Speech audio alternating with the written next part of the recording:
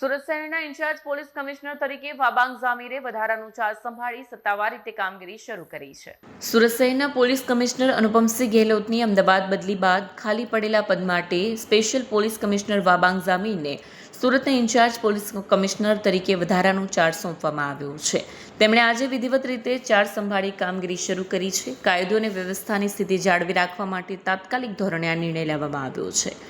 આ મહાન શહેરની નાગરિકોની સેવા કરવા માટે સરકારશ્રીએ મને અવસર આપ્યો તે બદલ હું સરકારશ્રીને હૃદયપૂર્વક આભાર માનું છું.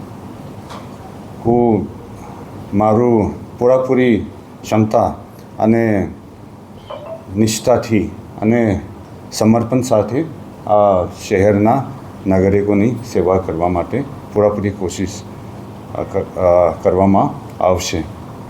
સુરત સિટીના નાગરિકો હંમેશા ખૂબ જ સકારાત્મક વલણ દર્શાવવામાં આવ્યું છે અને કોઈ પણ જનતાના હિતમાં જ કોઈ પણ પ્રયાસો છે આમાં સાથ સહકાર આપવામાં આવેલ છે.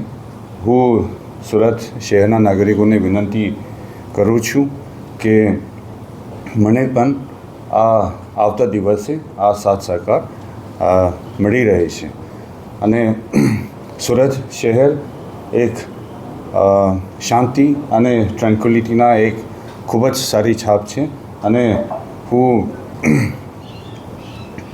અશ્યોરન્સ આપવા માગું છું.